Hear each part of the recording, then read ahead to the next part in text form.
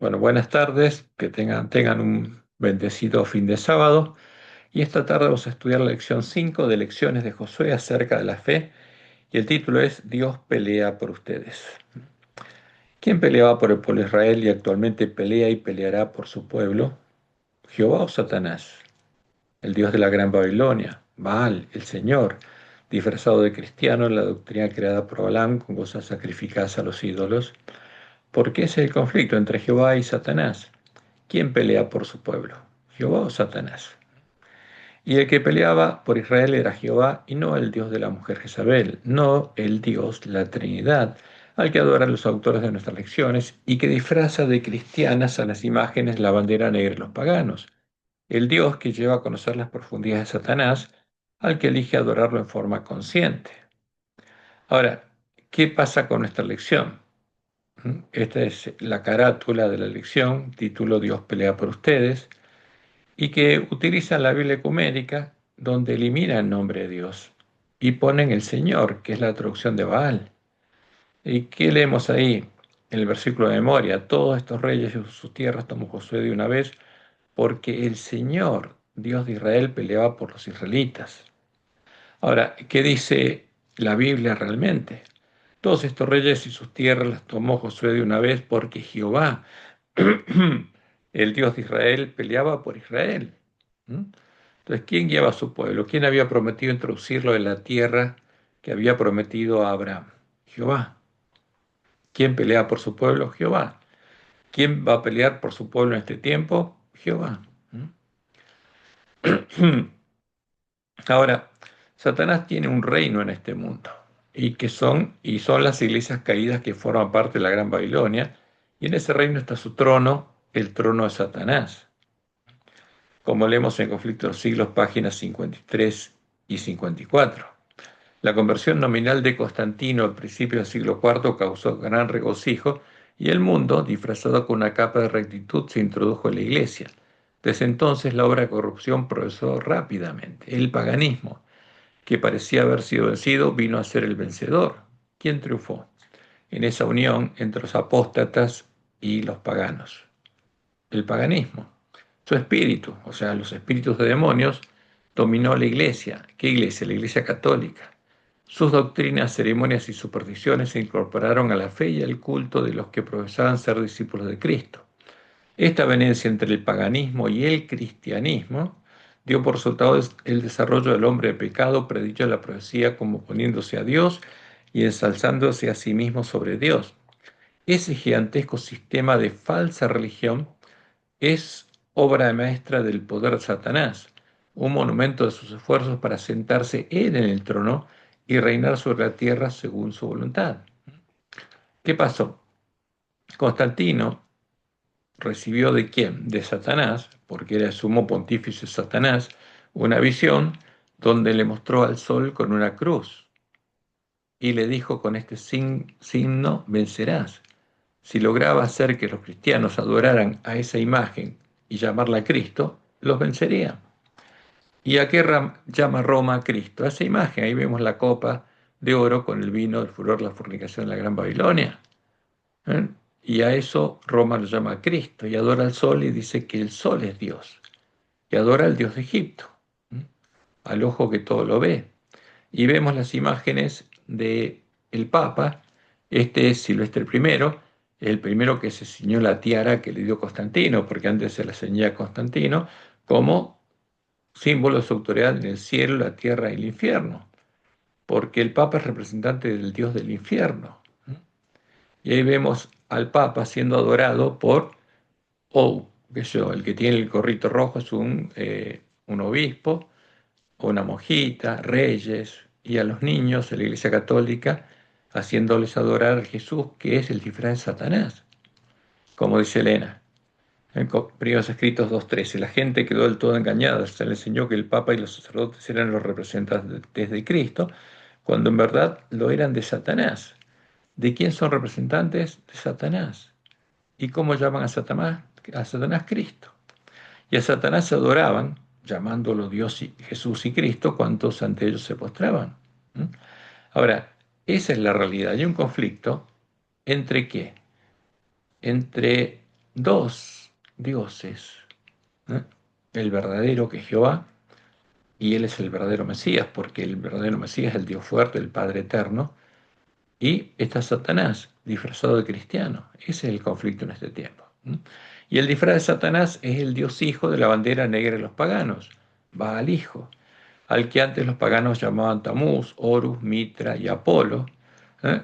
Y son los dioses hijos engendrados de la esencia, de la sustancia de los dioses padres, paganos. Él es la abominación asoladora de la que habló el profeta Daniel, en cuya defensa fue asesinado el pueblo que conocía a su Dios porque no lo adoraba, como lo estableció el edicto de Tesalónica del año 380, y fue disfrazado de Dios y de Cristo en la doctrina de Jezabel, la doctrina de la Trinidad, la doctrina que lleva a conocer las profundidades de Satanás. Y Satanás es el Jesús que cuando llegue el fin, vendrá a la tierra simulando la segunda venida del santo, el verdadero Jesús. Y acá tenemos las imágenes de Roma. Ahí está el dios Sol invicto y cómo representaban justamente a lo que Dios le mostró en la de la bandera negra y los paganos. El sol, la luna, la reina del cielo y las estrellas que representaban con cruces. Y el principal dios hijo era Mitra, el dios hijo, en este caso que adoraba a Constantino. ¿Y qué le mostró Satanás a Constantino? Una imagen del sol con una cruz. ¿Qué quiere decir eso? Va al hijo, el Cristo babilónico. Y Roma llama a eso Cristo. Y eso fue disfrazado en la doctrina de Jezabel, la doctrina de la Trinidad de Cristo. El Dios Hijo, engendrado de la esencia, de la sustancia del Dios Padre, como hacían los dioses paganos. Va al Hijo. El Dios Hijo de la Trinidad es va al Hijo. Por eso, la imagen de la cruz es una de las imágenes con las que la Gran Babilonia adora a Satanás. Es un símbolo de Satanás, porque Jesús no es este símbolo no representa a Jesús, representa a Satanás. Y la cruz, símbolo de un hijo del sol, es la imagen de Satanás, a lo que los apóstatas llamaron Cristo. Y tristemente, podemos ver que en nuestras iglesias se tomó la costumbre de poner cruces en ella. Entonces, en la entrada de una iglesia hay una cruz, símbolo de qué? Que esa iglesia pertenece a Satanás. Y en los púlpitos de nuestras iglesias se ponen cruces, lo que indica que ese púlpito pertenece ¿a quién? A Satanás. Eso es lo que está pasando en nuestra iglesia. Ahora, Dios le mostró lo que sucedió en el tiempo de la gran apostasía a Elena de Juárez, la visión del gran conflicto, primeros escritos 211 y 212. Le mostró simbólicamente esto me fue presentado de la siguiente manera: una gran compañía de idólatras paganos llevaba una bandera negra sobre la cual se veían figuras del sol, la luna y las estrellas, y son las imágenes de los dioses paganos. Esta compañía parecía feroz e irada. Se mostró luego otra compañía que llevaba una bandera en blanco puro, sobre la cual estaba escrito pureza y santidad a Jehová. Sus rostros se distinguían por su firmeza y una resignación especial. Vi a los paganos idólatras acercárseles y hubo una gran matanza. Esa es la gran matanza con la que finalizó el periodo de Esmirna. Y finalmente viene el periodo de Pérgamo. ¿Y qué pasa con los apóstatas? Se unen a Constantino para crear la Iglesia Universal o Católica del Imperio Romano. Las tropas que profanarían el santuario y fortaleza, quitarían el continuo y pondrían la abominación asoladora. Y finalmente llegamos al periodo de Teatira, y Dios le mostró esto. Vi que constantemente había personas que abandonaban la compañía de aquellos que llevaban la bandera pura y se unían con los paganos bajo la bandera negra. ¿Qué le va? La bandera negra. Adoraban a los dioses paganos disfrazados de cristianos en el dogma de la Trinidad, porque elevaron la misma bandera, la negra, con las mismas imágenes. O sea, ¿qué le estaba mostrando Dios Helena? Que los dioses de la Trinidad son dioses paganos, para perseguir a los que llevaban la blanca, a los que conocían a su Dios y adoraban solo a Jehová. Muchos eran muertos y sin embargo la bandera blanca se mantenía en alto y otros creyentes eran suscitados para reunirse en derredor de ella. Ahora, ¿cuál es el evento que cumple lo que Dios le mostró a la de Juárez? El edicto de Tesalónica del año 380 después de Cristo, donde la bestia romana dictaminó lo siguiente: queremos que todos los pueblos profesen la religión, o sea, eliminen la libertad religiosa e impone una religión. ¿Cuál? la que profesaban el pontífice Dámaso, el papa Dámaso, que ya era sumo pontífice Isabel y el obispo de Alejandría. Y la definen así: creemos en la divinidad única del Padre, del Hijo y del Espíritu Santo bajo el concepto de igual majestad y de la piadosa Trinidad. Esta es la bandera negra de los paganos que elevaron. Porque en la Trinidad están las imágenes de la bandera negra de los paganos a las que adoraba la bestia religiosa para adorar al dragón y a los demonios. Ordenamos que tengan el nombre de cristianos católicos, o sea, esa era la marca que ponía la bestia romana a los que adoraban a la imagen de la bestia, a la Trinidad, quienes hacían esta norma, mientras que los demás los juzgamos dementes y locos. ¿Qué pasaba? Perdían sus derechos civiles y no podían comprar ni vender. Porque esta ley es el tipo de la ley dominical activa, la que se describe en Apocalipsis 13, que va a ser la bestia que sube a la tierra. No es la ley dominical pasiva, que establece el domingo como día de descanso universal, porque esa no genera ningún problema a un verdadero cristiano. Simplemente se respeta porque es una ley civil. Ahora, pero cuando se obliga a adorar a un ídolo, esa es la ley dominical activa. Sobre los que pesará la infamia y la herejía. Sus lugares de reunión no recibirán el nombre de iglesias, se será objeto primero de la venganza divina y después serán castigados, o sea, serán asesinados en defensa de la imagen de la bestia, de la abominación desoladora, de la Trinidad, por nuestra propia iniciativa que adoptaremos siguiendo la voluntad celestial. ¿Qué voluntad? La voluntad de Satanás, como Dios le mostró a Nehuay, y vos en Primeros Escritos, página 211.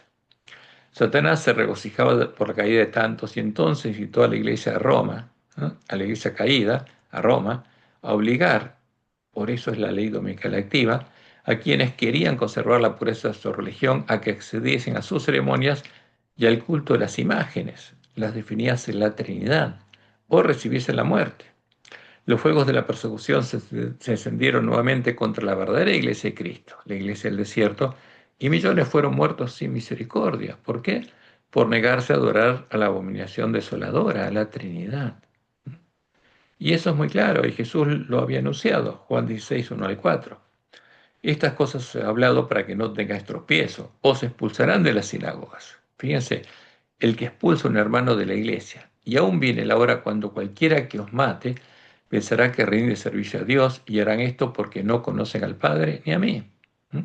El que expulsa a un hermano de la iglesia o el que mata a alguien pensando que rinde servicio a Dios, lo hace porque no conoce al verdadero Padre ni al verdadero Jesús. Está adorando a ídolos. Por eso Jesús dijo: más os he dicho estas cosas para que cuando llegue la hora os acordéis de que ya os lo había dicho. Ahora, estas son las guerras santas que Roma, inspirada por Satanás, hizo en contra del pueblo que conocía a su Dios, como había sido anunciado en Daniel 11. Y en su sermón profético Jesús interpretó claramente la profecía de Daniel 12, porque en ese tiempo fue introducida la abominación desoladora en el siglo IV.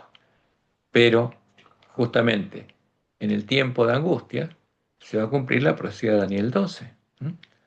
Y como Jesús lo anunció, y será predicado este evangelio del reino en todo el mundo para testimonio a todas las naciones, y entonces vendrá el fin. Por tanto, cuando veáis en el lugar santo la abominación desoladora de que habló el profeta Daniel, el que lee entienda. Ahora, en defensa de quién asesinaron al pueblo de Dios, de este Jesús, de Baal Hijo, el Dios Hijo de la Trinidad.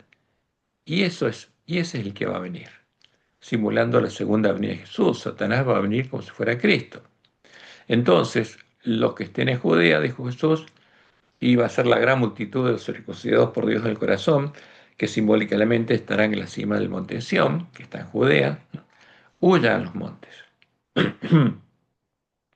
Y Jesús nos dijo cómo llamarían a la abominación desoladora. Entonces, si algunos dijeren: mirad, aquí está el Cristo, o mirad, allí está, no lo creáis. Y es claro, cómo llaman a la abominación desoladora, la bestia, el falso profeta, y, tristemente, nuestros dirigentes lo llaman Cristo. Y vamos a ver en esta lección, los autores de nuestra lección hacen algo que es triste. En nuestra lección se busca asociar a Jehová con las guerras santas de Roma en contra de los herejes, porque se usa el título Guerra Santa. Pero nosotros nos limitaremos a mostrar hechos y nos enfocaremos en la verdad presente para el pueblo adventista. No vamos a analizar toda la suciedad y la basura que aparece en nuestra lección, porque justamente lo vamos a ver reflejado al Dios de Roma, sino que vamos a buscar concentrarnos en la verdad presente para el pueblo antista, o sea, cómo actúa Jehová frente al pecado. Y la primera pregunta que nos hacemos es: ¿permitió Jehová que la maldad del amorreo llegue al colmo? Porque le había dicho a Abraham que hasta que la maldad del amorreo no llegara al colmo, no los iba a quitar de la tierra, porque tenía pueblo de él. Incluso cuando llegó el pueblo de Israel, todavía tenía un profeta, Balaam. ¿Mm? ¿Y lo permitió Jehová? Sí, lo permitió, porque la libertad de elección es parte del libre albedrío que Dios nos da, y como los antediluvianos, ellos habían decidido apartarse de Jehová y adorar a Satanás y a los demonios, que los llevaron a conocer las profundidades de Satanás, a recibir su marca de ser sus hijos. Por esa causa ya no había vuelta atrás, no había posibilidad de salvación para la mayoría de ellos, porque se habían corrompido moralmente. ¿Y cómo se manifestaba esta degradación moral extrema? Además de las orgías que hacían en sus templos. ¿Mm? ¿Para qué? Para que hacer que sus dioses se exciten y llueva, por ejemplo, o fertilicen la tierra. Fíjense, y de estas orgías participaron en situación los israelitas que no entraron a Canaán.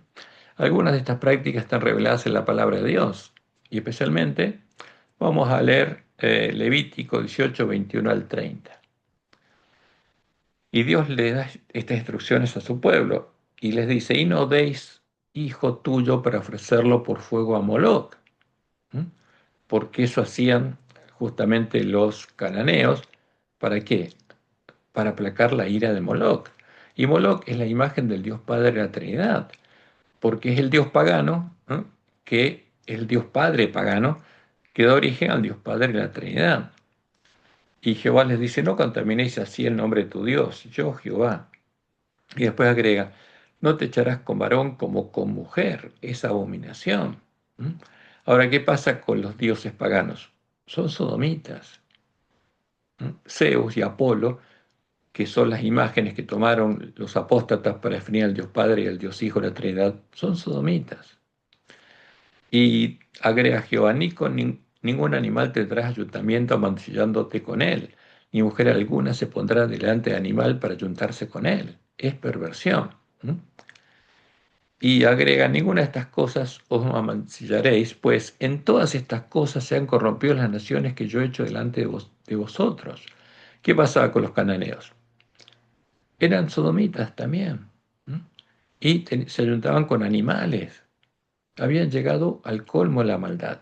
No solamente hacían orgías en sus templos, y a sus hijos los pasaban por fuego. Habían llegado a la misma corrupción que los habitantes de Sodoma y Gomorra. Y la tierra fue contaminada, y yo visité su maldad sobre ella, y la tierra vomitó sus moradores. Guardad pues vosotros mis estatutos y mis ordenanzas, y no hagáis ninguna de estas abominaciones, ni el natural ni el extranjero que mora entre vosotros, porque todas estas abominaciones hicieron los hombres de aquella tierra que fueron antes de vosotros, y la tierra fue contaminada. No sea que la tierra os vomite por haberla contaminado, como habitó a la nación que la habitó antes de vosotros. Porque cualquiera que hiciera alguna de estas abominaciones, las personas que las hicieren serán cortadas de entre su pueblo. Guardad pues mi ordenanza, no haciendo las costumbres abominables que practicaron antes de vosotros, y no os contaminéis con ellas. Yo, Jehová, vuestro Dios. Y eso es lo que pasaba con los que habían llegado al colmo de la maldad. Ahora, ¿por qué lo hacían? Porque además de ser sodomitas, como Zeus y Apolo, sus dioses apaciguaban su ira con la sangre de niños inocentes, como lo hace el dios de la mujer Isabel, el dios de la Trinidad, que castiga a los hijos por el pecado de los padres, y no es otra cosa que los dioses sodomitas disfrazados de cristianos en la doctrina de Jezabel. ¿Mm? Y en el libro de la Trinidad, que explica la creencia en la Trinidad, leemos lo siguiente: el amor debe actuar de una forma que satisfaga completamente la justicia, fíjate, y esta es la justicia de Moloc, antes que Dios pueda ofrecer misericordia a los pecadores. ¿Qué dicen ellos? Antes de Jesús muriera en el Antiguo Testamento no había misericordia de los pecadores, y es una vergüenza, ¿eh? Pues son teóricamente adventistas los que escriben esto. Y después dicen lo siguiente: sin embargo, la pregunta crucial es, ¿necesitó morir Cristo para satisfacer los requerimientos de la amante justicia de Dios? ¿Fue necesaria la satisfacción de la justicia divina, la justicia de Moloc?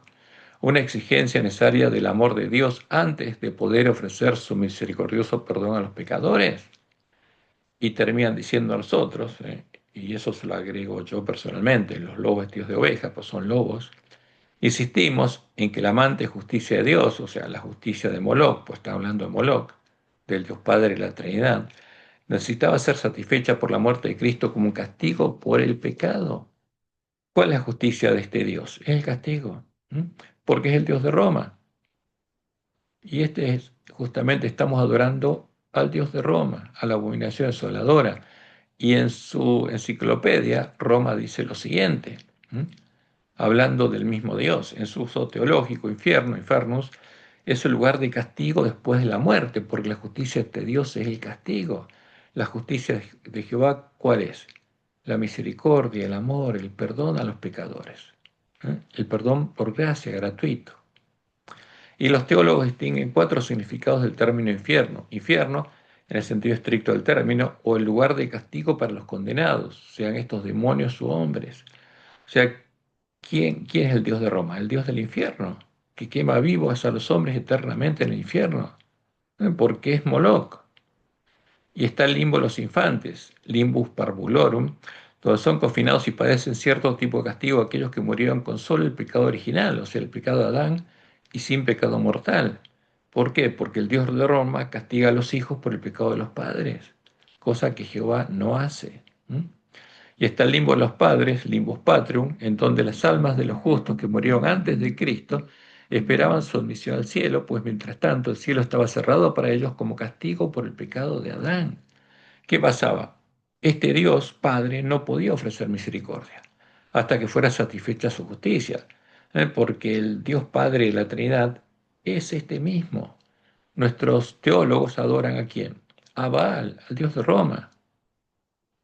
Es una vergüenza, pero es así. Es triste verlo, pero es así. Y está el purgatorio, donde los justos que mueren en pecado venial o que aún tienen una deuda de la pena temporal por el pecado son limpiados por el sufrimiento antes de su admisión al cielo. ¿eh? Y claramente esta es la justicia de Moloch, porque el Dios Padre de la Trinidad y Moloch son la misma cosa. Y el libro de la Trinidad del Casa Editora Sudamericana, que explica la creencia fundamental número 2, que es el vino, el furor de la fornicación de la Gran Babilonia, es reflejada la justicia del Dios de la Gran Babilonia, el dragón, Satanás, el Dios al que adoran las iglesias caídas y los dirigentes de la Iglesia Adventista del Séptimo Día, que están haciendo la obra de Balaam, tristemente, porque están haciendo lo mismo que hizo Balaam en el tiempo en que Israel estaba por entrar a Canaán. ¿Y qué dice el libro de la Trinidad de Casa Editora Sudamericana?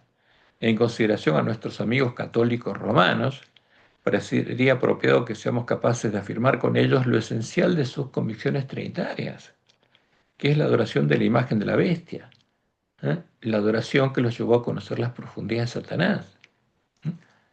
Y siguen diciendo, por eso nuestros creyentes adventistas deberían ser más capaces de encontrar un terreno común con ellos. Y este terreno común es la arena de la que habla Jesús, sobre la que construirán sus casas los hombres insensatos. Y es triste, pero esta es la realidad de la iglesia adventista.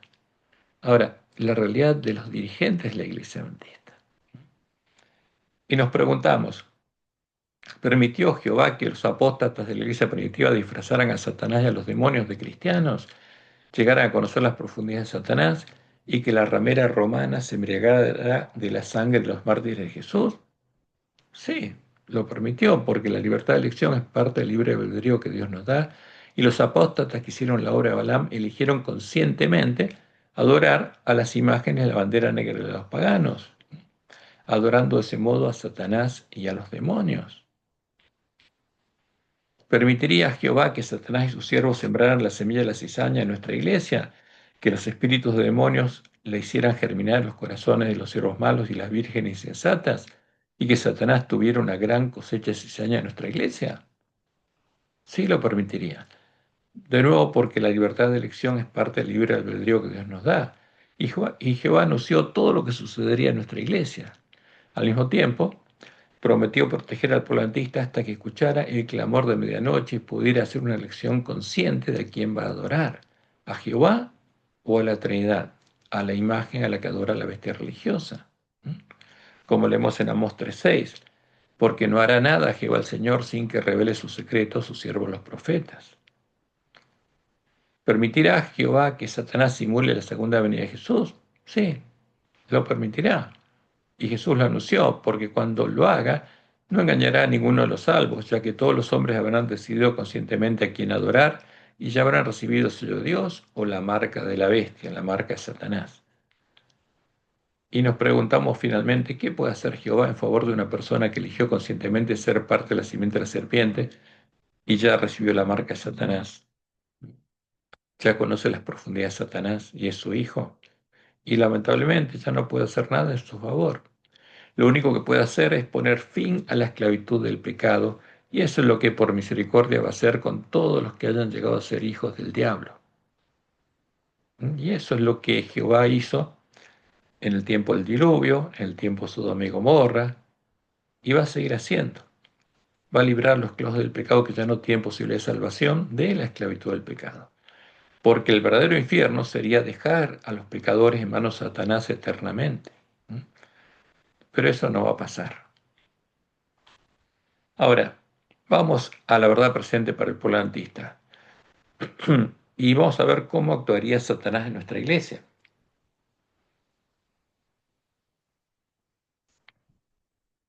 La lección de la semana pasada vimos que el actual centro de conflicto entre Jehová y Satanás se encuentra en la iglesia adventista, en la que en el tiempo de la última generación, antes que comience el tiempo de angustia, Satanás tendrá la primera cosecha de cizaña y Jehová tendrá la primera cosecha de trigo. En nuestra iglesia, y el conflicto está en nuestra iglesia en este tiempo. Después se va a trasladar a la Gran Babilonia cuando empiece el tiempo de angustia. Ahora, ¿cuál es el plan de Satanás para la iglesia adventista? La única iglesia leal a Jehová. Satanás buscaba hacer la parte de su confederación de iglesias caídas para que con ellas la iglesia adventista lo adore, adorando al Dios común de la bestia y el falso profeta, la imagen de la bestia, y junto a ella lleva adelante su plan divino para engañar al mundo entero. Y va a poder unir a la bestia y el falso profeta. ¿A quiénes? A los adventistas que entren por la puerta ancha a su sinagoga. Y como leemos Testimonios para los Ministros, páginas 50 y 51, en el mundo existe solamente una iglesia que está actualmente en la brecha reparando el muro, reedificando las ruinas.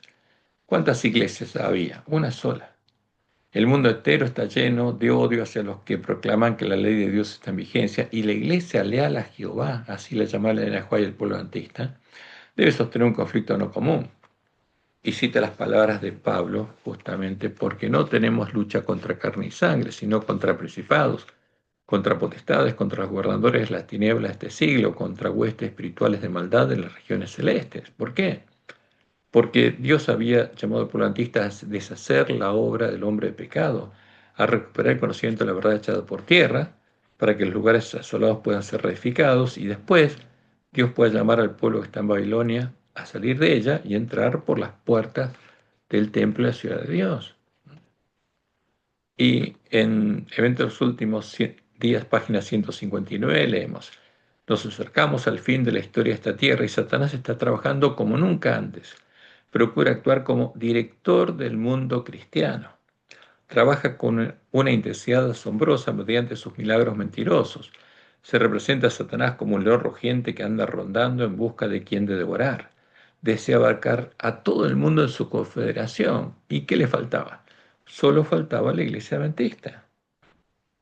Ocultando su deformidad bajo el manto del cristianismo, se arroga los atributos de un cristiano y pretende ser Cristo mismo.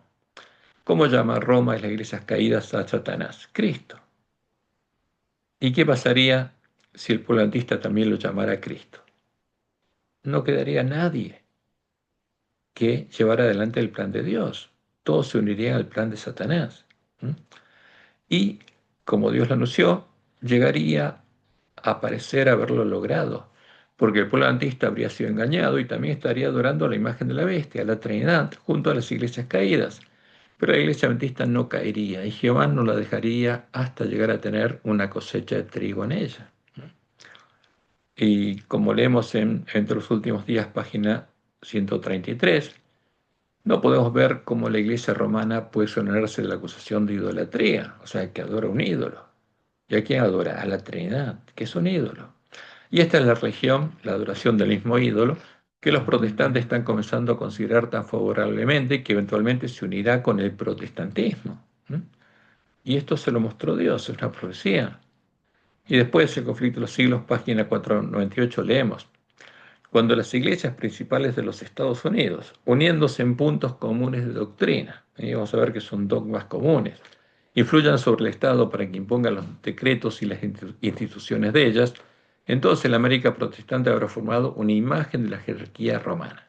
La imagen de la bestia romana, porque esta es una imagen de la bestia romana, representa la forma de protestantismo apóstata que se desarrollará cuando las iglesias protestantes busquen la ayuda del poder civil para la imposición de sus dogmas, como lo hizo la iglesia de Roma en el año 380 después de Cristo, obligando a adorar la abominación desoladora, al Dios la Trinidad.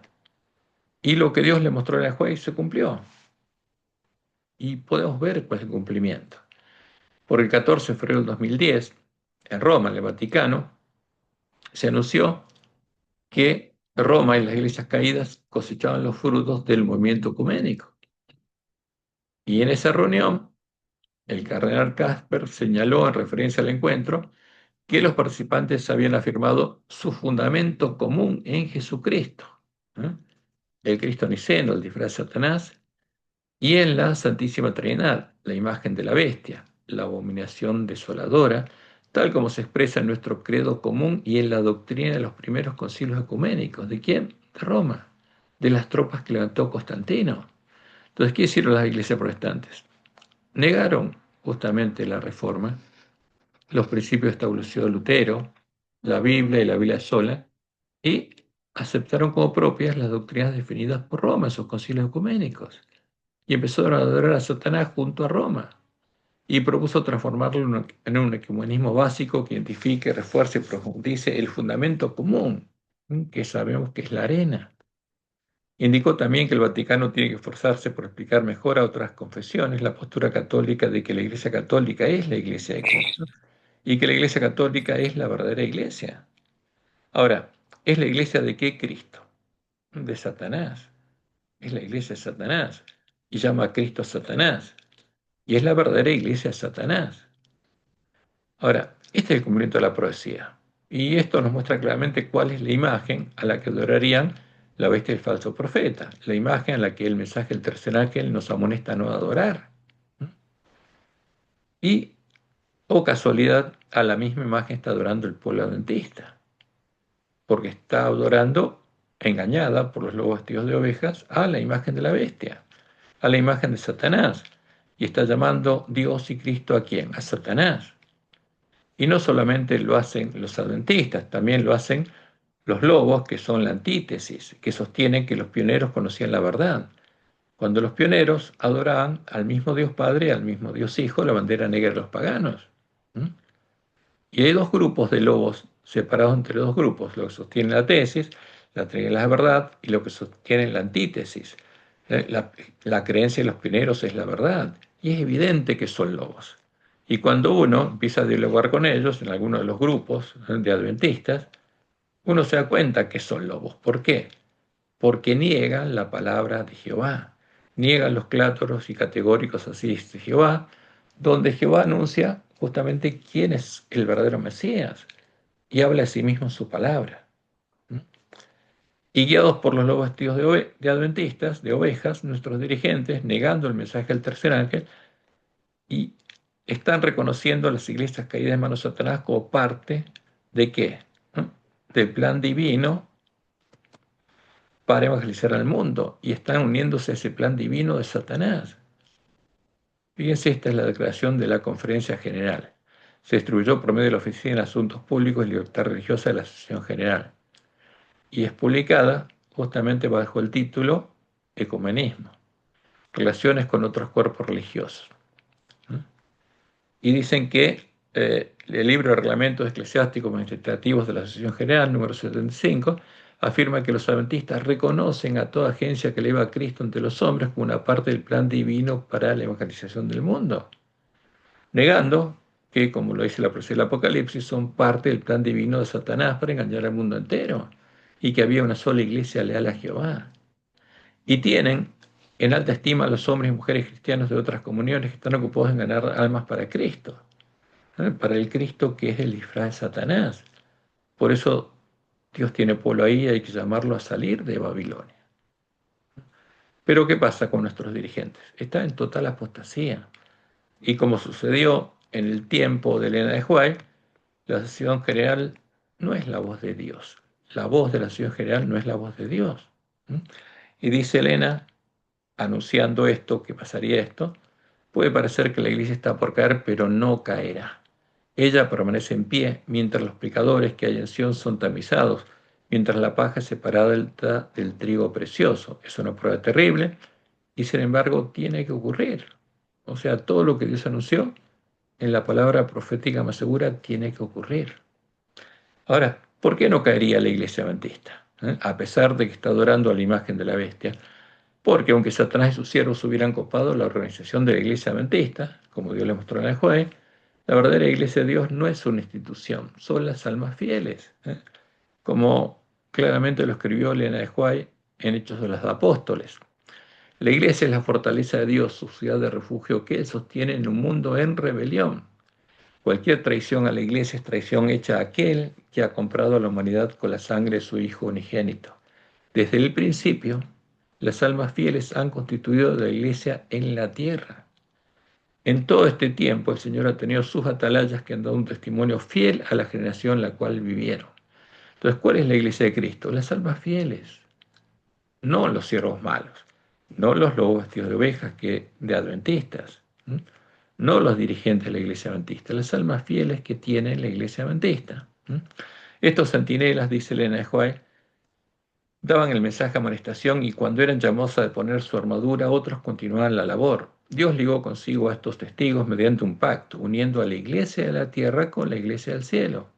Él ha enviado a sus ángeles para ministrar a su iglesia y las puertas del infierno no han podido prevalecer contra su pueblo. A través de los siglos de persecución, lucha y tinieblas, Dios ha sostenido a su iglesia. Ni una nube ha caído sobre ella sin que Él hubiese hecho provisión.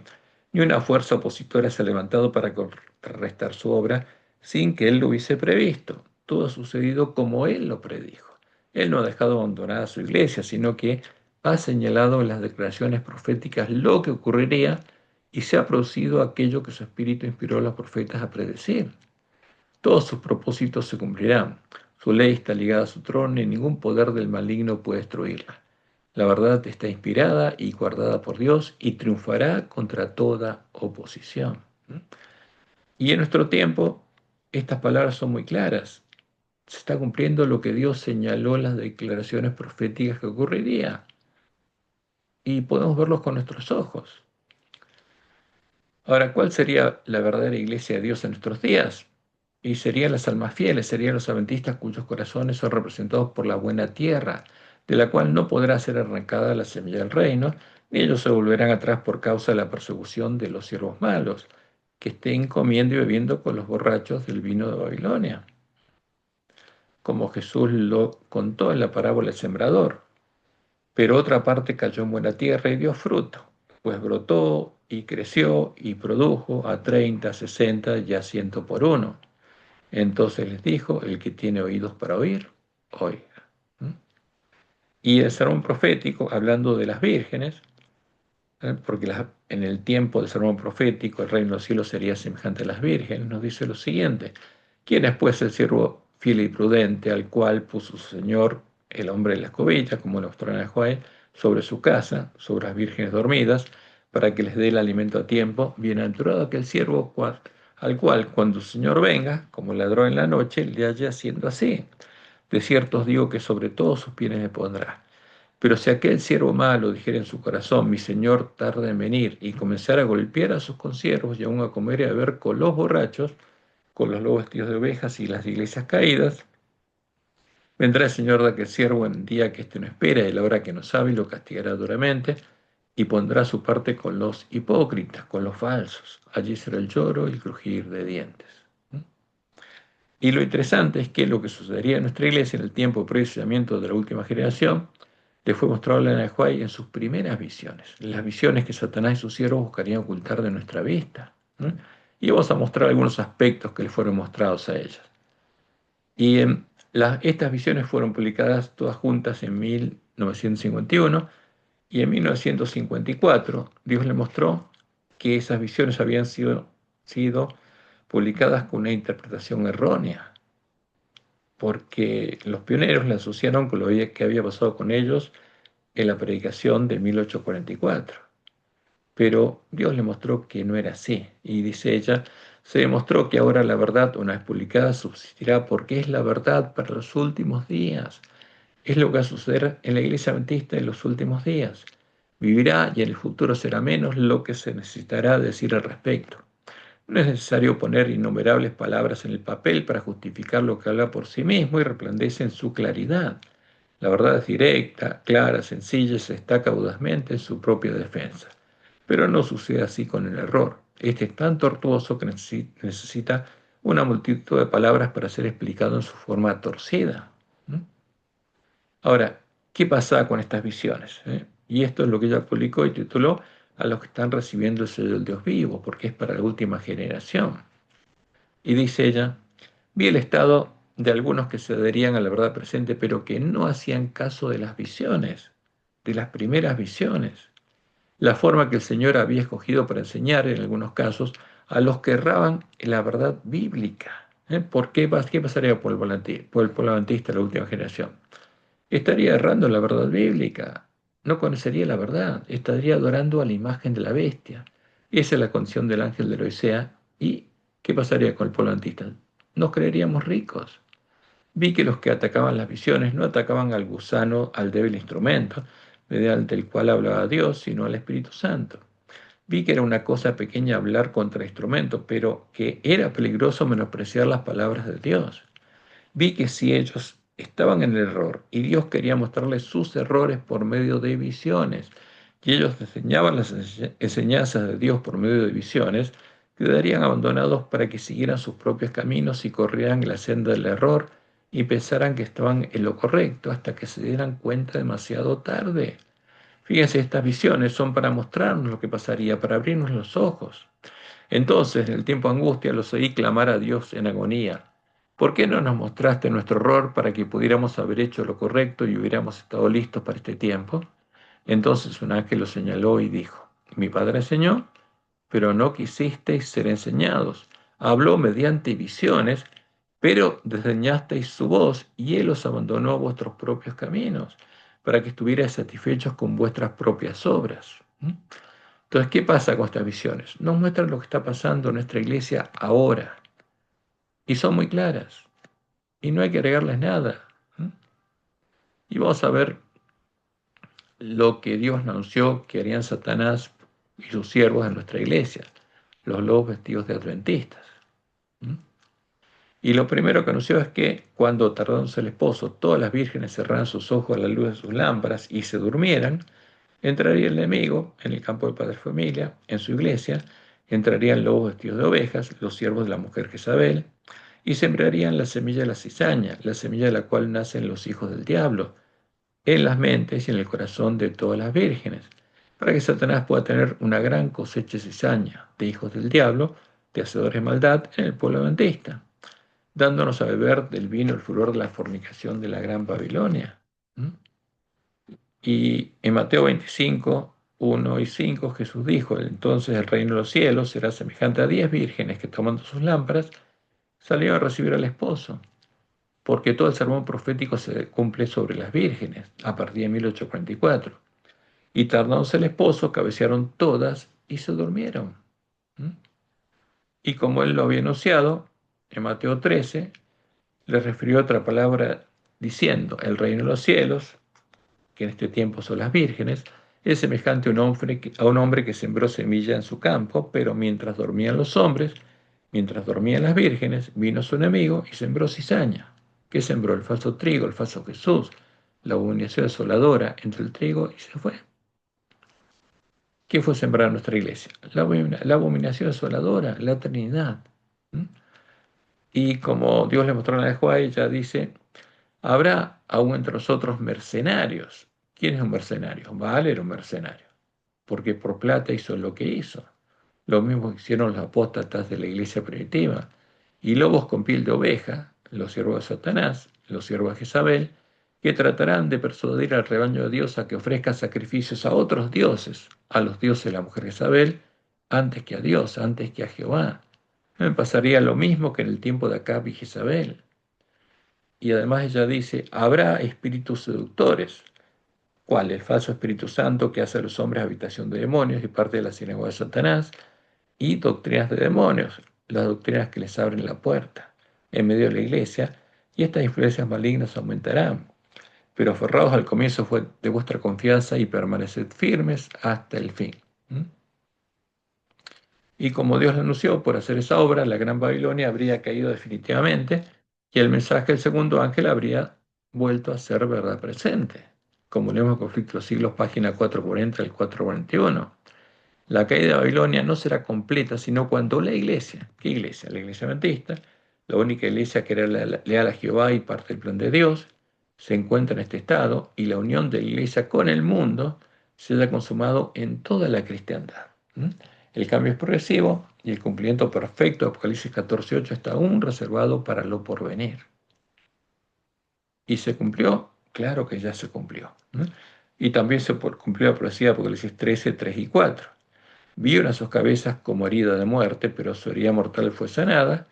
Y cuando ocurrió esto, con las iglesias protestantes caídas, reconocieron a Roma como la verdadera iglesia de Cristo, y se maravilló toda la tierra. Fíjense dónde está el pueblo de Dios, en la tierra, y no solo el mar, no solamente las iglesias caídas en pos de la bestia, y adoraron al dragón, que había dado autoridad a la bestia, y adoraron a la bestia, diciendo, ¿quién como la bestia y quién podrá luchar contra ella? ¿Y esto se cumplió? Claro que sí. Cuando Salorio sanó la herida de muerte, el 14 de febrero del 2010, ¿qué estaba haciendo el pueblo adventista? Adorando al dragón. Ahora, y no solamente los adventistas que adoran a la tesis, a la Trinidad, sino también los adventistas que, guiados por los lobos vestidos de ovejas, creen que la creencia de los pioneros es la verdad, cuando ellos adoraban a dos de las imágenes de la bandera negra de los paganos, al Dios Padre, que había engendrado un Dios Hijo, su esencia y su sustancia. ¿Mm? Y que es la imagen de Zeus y Apolo. También estaban adorando al dragón. Por eso toda la tierra, todo el pueblo adventista se maravilló en pos de la bestia y adoró al dragón. Y por eso el mensaje del segundo ángel ya es verdad presente. Otro ángel le siguió diciendo, ha caído Babilonia, la gran ciudad, porque ha hecho beber a todas las naciones del vino del furor de su fornicación. Solo faltaba la iglesia adventista.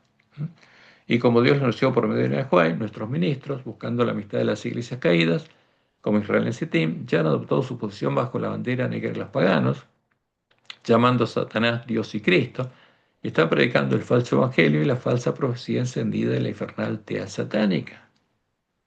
Conflicto de los siglos, página 666. Conforme vaya acercándose la tempestad, muchos, está hablando de los ministros, que profesaron creer el mensaje del tercer ángel, pero que no fueron santificados por la obediencia a la verdad, abandonarán su fe e irán a engrosar las filas de la oposición, uniéndose con el mundo, con las iglesias caídas en manos de Satanás y participando de su espíritu, o sea, convirtiéndose en habitación de demonios y en agentes de Satanás, llegarán a ver las cosas casi bajo el mismo aspecto. Hombres de talento y elocuencia que se gozaron un día en la verdad, emplearán sus facultades para seducir y descarriar almas. Y eso está pasando en nuestra iglesia.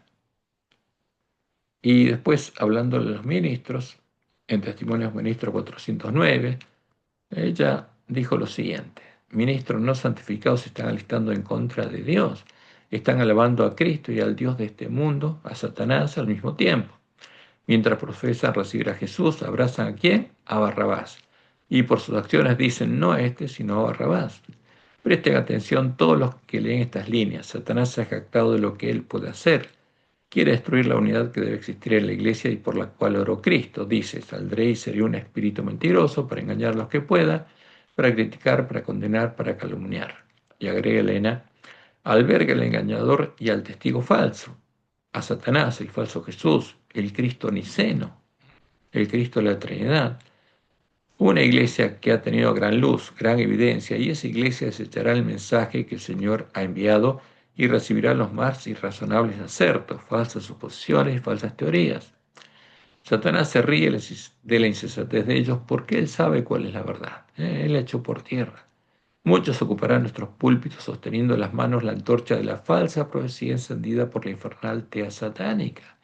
¿Qué pasaría? Nuestros ministros adorarían a Satanás bajo su disfraz cristiano y predicarían la falsa profecía encendida por la infernal tea satánica desde nuestros púlpitos. Y no se permitiría que nadie use el púlpito si no predica esas mentiras. Si se albergan dudas e incredulidad, los ministros fieles serán retirados de entre aquellos que creen saber tanto. Y agrega las palabras de Jesús sobre Jerusalén. Oh, si también tú conocieses, dijo Cristo, a lo menos en este tu día, lo que es para tu paz, mas ahora está encubierto de tus ojos. Y tristemente, en nuestra iglesia se van a repetir las cosas que sucedieron en Jerusalén. Y Elena, en Evento de los Últimos Días, página 181, dice una cosa cierta: los adventistas del séptimo día que adoptan su posición bajo la bandera de Satanás, la Trinidad, la elevada para perseguir y asesinar al pueblo de Dios, primero abandonarán su fe en las advertencias y reproches contenidos en los testimonios del Espíritu de Dios. Y como Dios lo anunció, Satanás y sus siervos ya han copado a la organización de la Iglesia Adventista, la están dirigiendo y se han preparado para impedir que el mensaje de Dios llegue a su pueblo y lo despierte, como ocurrió en el tiempo de la apostasía alfa, en el cual la Asociación General, como dice Elena, había dejado de ser la voz de Dios. Y leemos la próxima cita de la Revista Evangélica del 24 de diciembre de 1889. En el gran corazón de la obra, Satanás empleará sus artes infernales en grado máximo. Buscará toda forma posible para interponerse él mismo entre el pueblo y Dios e interrumpir la luz que debiera haber iluminado a sus hijos. Es su propósito mantenerlos en la ignorancia de lo que vendrá sobre la tierra. ¿Y qué buscaría? Que se predique la mentira, la falsa profecía. Y por eso, ella agrega en Evento de los Últimos Días, página 174, se necesita ahora hombres y mujeres que trabajen fervientemente para tratar de salvar a las almas, pues Satanás, como poderoso general, ha copado el campo. Y el campo de padre familia es la iglesia remanente. Y Dios anunció que Satanás habría copado nuestra iglesia. Y en la última parte del tiempo que le queda está trabajando con todo método concebible para cerrar la puerta a la luz que Dios quiere que venga a su pueblo. ¿Cuándo? En el clamor de medianoche, cuando se escucharía el mensaje de Elías, la plena predicación del mensaje de los tres ángeles. Él recorre todo el mundo para fortalecer sus filas y los pocos que son fieles a los requerimientos de Dios son los únicos que podrán resistir y aún a ellos lo está tratando de vencer. Y esa es la realidad. Esta es la palabra profética más segura y nosotros podemos ver que nuestra iglesia ya fue copada por Satanás y sus siervos y que desde el púlpito solo se enseña la mentira. Y el mayor púlpito es el folleto de nuestra lección. Y en este tiempo habrían empezado a brotar las hojas de la higuera, mostrándonos que la nuestra es la última generación, y Dios, haciendo la obra del hombre de escobilla, empezaría a preparar a sus mensajeros y los enviaría a despertar y a darles el alimento a tiempo a sus hermanos, a predicar el mensaje de Elías, para que vean claramente la diferencia entre la semilla de trigo y la semilla de la cizaña, y vean iluminado el camino a la ciudad de Dios, arreglen sus lámparas y recorran el camino angosto hasta llegar a la ciudad de Dios y entrar con el esposo a las bodas. Y Satanás trataría de impedirlo, pero no podría hacerlo. Cuando se escuchara el clamor de medianoche, Satanás empezaría a actuar mediante sus agentes, como Dios le mostró en el Juay, ministros adventistas que usarían el poder de los espíritus de demonios desde los púlpitos de nuestra iglesia para tratar de sucir a los adventistas que estuvieran arreglando sus lámparas y empezando a conocer cuál es la verdad. Y esta es una de las primeras visiones, ¿no?, que Dios le dio, que era la verdad para nuestros días. Dice Elena, vi que Satanás obraba de unas cuantas maneras mediante sus agentes. actuaba por medio intermedio de ministros, que son agentes de quién? De Satanás, que habían rechazado la verdad y cedido a graves engaños para creer la mentira y ser condenados. Mientras predicaban y oraban, algunos caían postrados y desvalidos no por el poder del Espíritu Santo, sino por el de Satanás infundido en esos agentes, ministros adventistas, ¿sí? Y por su intermedio en la gente. Mientras predicaban, oraban y conversaban, algunos adventistas profesos, está hablando de pastores adventistas, que habían rechazado la verdad presente, se valían del mesmerismo, del espiritismo, para ganar adherentes, y la gente se regocijaba en esta influencia porque pensaba que era la del Espíritu Santo. Hasta hubo algunos que empleaban el mesmerismo, estaban tan sumidos en las tinieblas y el engaño del diablo que creían ejercer un poder que Dios les había dado. ¿Mm? Son los que van a decir a Jesús: Señor, Señor, en tu nombre hicimos milagros. Tanto habían igualado a Dios consigo mismo que consideraban su poder como cosa sin valor. Y agrega, algunos de estos agentes de Satanás, fíjense, ministros adventistas, agentes de Satanás, afectaban los cuerpos de algunos de los santos a quienes no podían engañar ni apartar de la verdad mediante una influencia satánica. ¿Eh? Desde el púlpito, que como ellos son habitación de demonios, y usaría el poder de los espíritus demonios, ¿para qué? Para afectar los cuerpos de los adventistas que estuvieran escuchándolos. ¿Mm? Y agrega Elena, ojalá que todos pudiesen ver esto como Dios me lo reveló, a fin de que conocieran mejor las astucias de Satanás y se mantuvieran en guardia, porque esto es para que nosotros tengamos en cuenta que eso va a pasar a cada uno de nosotros. ¿Eh? Yo puedo dar testimonio que conmigo pasó en nuestra iglesia. En la iglesia de Florida pasó, cuando vinieron a predicar dos pastores acerca de la Trinidad. Uno, que es evidentemente un jesuita, y el otro, que se transformó en un mercenario, tristemente. Y agrega Elena, vi que Satanás obraba así para enajenar, engañar y desviar a los hijos de Dios, precisamente, ¿cuándo? En el tiempo del sellamiento, de la última generación. Vi a algunos que no se erguían rígidamente por la verdad presente. Las rodillas les temblaban y sus pies rebalaban porque no estaban firmemente asentados en la verdad. ¿Eh? No creían la verdad, porque en este tiempo habría sido recuperado el conocimiento de la verdad echada por tierra. Y mientras estaban así temblando, la cubierta del Dios omnipotente no podía extenderse sobre ellos. Y agrega, Satanás probaba cada una de sus artes para sujetarlos donde estaban. ¿Cómo? Adorándolo a él, al adorar la imagen de la bestia, hasta que hubiese pasado el sellamiento, hasta que la cubierta se hubiese corrido sobre el pueblo de Dios y ellos hubiesen quedado sin refugio que los protegiera de la ardiente ira de Dios en las 7 últimas plagas. Y agrega, Dios ha comenzado a correr esta cubierta sobre su pueblo, y ella será extendida sobre todos los que han de tener refugio en el día de la matanza. Y finaliza diciendo, Dios obrará con poder en favor de su pueblo, y a Satanás también se le permitirá orar. ¿Dónde? En nuestra iglesia. Si no, no podría hacer germinar y crecer en nuestra iglesia la semilla de la cizaña. ¿Mm? Y agrega, vi que las señales, los prodigios y las falsas reformas. ¿Qué pasaría con las reformas que se hacen en nuestra iglesia? En los concilios de sesión general. Serían todas falsas, porque esos concilios no son dirigidos por Dios, sino por Satanás. Vi que las señales, los prodigios y las falsas reformas aumentarían y se extenderían. Las reformas que fueron mostradas no eran del error a la verdad. Mi ángel acompañante me invitó a buscar el trabajo del alma que solía manifestarse en favor de los pecadores. Lo busqué, pero no pude verlo porque ya pasó el tiempo de la salvación de ellos. Y esto sucedería hasta el fin del tiempo de gracia para el pueblo adventista. Y es la verdad presente. Y podemos ver que eso se está cumpliendo en nuestra iglesia. ¿Mm? Y como Jesús lo anunció y Dios le reveló en el Ajuay, Satanás y sus siervos harían milagros en la iglesia adventista para engañar y confirmar en error a los engañados.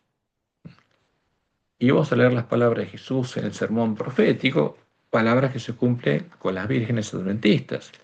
Y estando sentado en el monte de los olivos, los discípulos se le acercaron aparte diciendo, dinos, ¿cuándo serán estas cosas y qué señal habrá de tu venida del fin del siglo?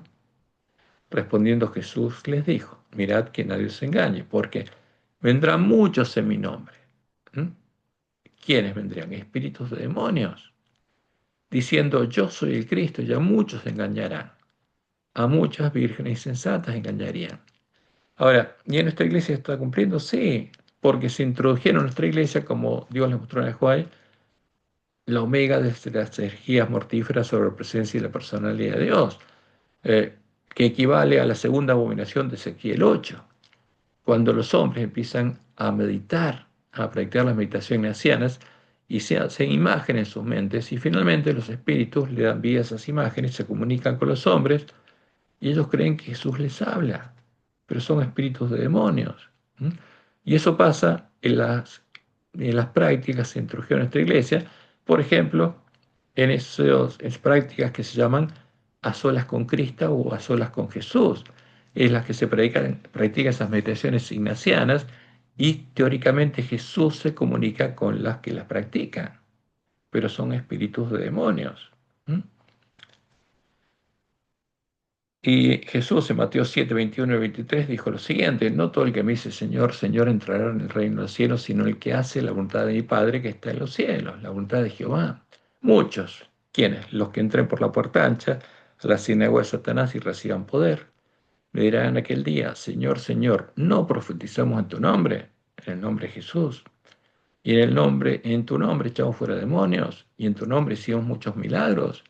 ¿Y los habrán hecho? Sí. ¿Pero con qué poder? Con el de Satanás y los demonios. ¿Mm? Y dice Jesús: y entonces le declararé, nunca os conocí, apartados de mí, hacedores de maldad, hijos del padre de maldad, porque con esas señales y milagros engañaron a otros. Y eso se va a cumplir, es la palabra profética más segura. Y Dios le mostró en el Juan que eso ocurriría en nuestra iglesia. Y ella dice: entre las trampas más temibles del gran seductor figuran las enseñanzas engañosas y los fementidos milagros del espiritismo. Disfrazado como ángel de luz, el enemigo tiende sus redes donde menos se espera.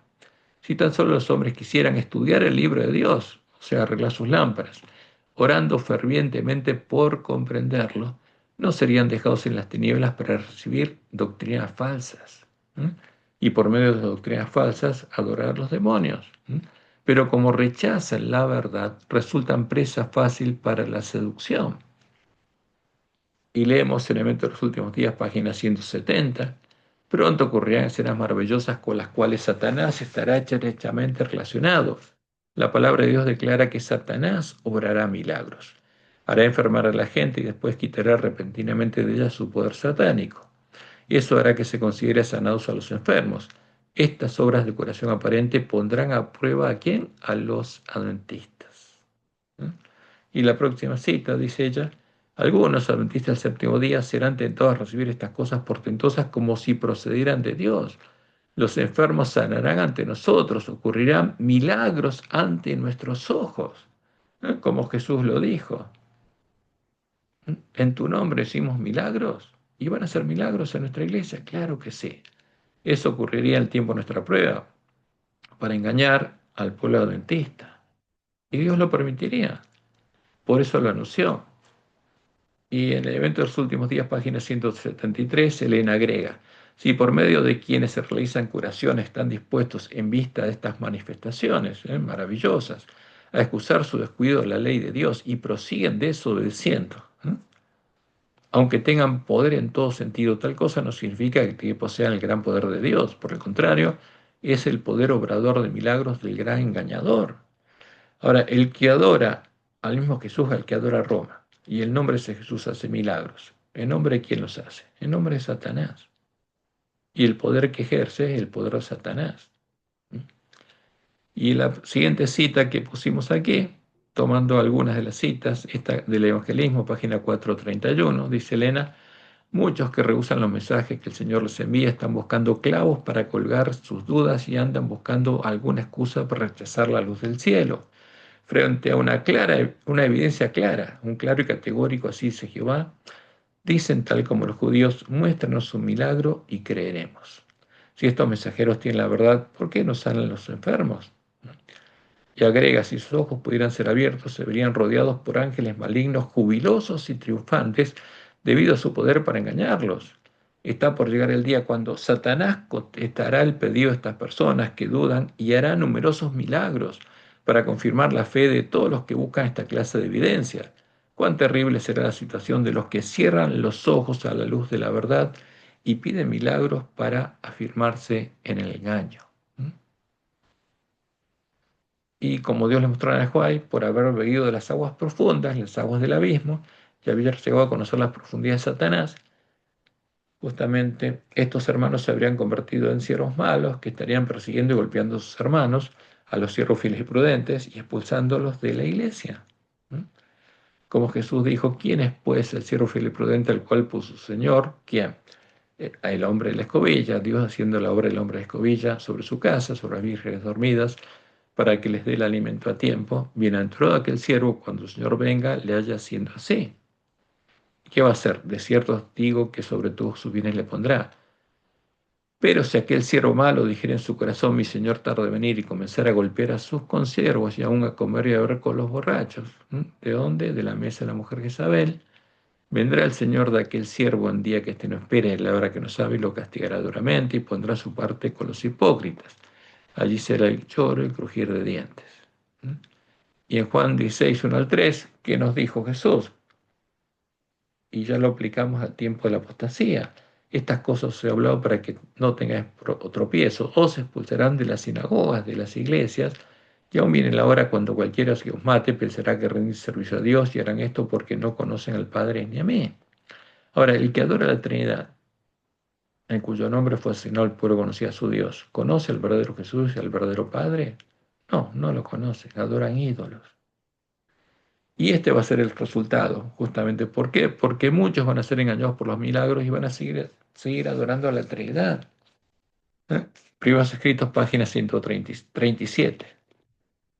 Dios le mostró lo siguiente a Elena: los 144.000 triunfaron, sus rostros quedaron iluminados por la gloria de Dios. Entonces se mostró una hueste que luchaba de agonía. Sobre sus vestiduras estaba escrito en grandes caracteres: pesado ha sido el balance y fuiste hallado falto. ¿Mm? Como le ocurrió a Belsasar. Pregunté acerca de quiénes formaban esta hueste. El ángel me dijo: estos son los que una vez guardaron el sábado y lo abandonaron.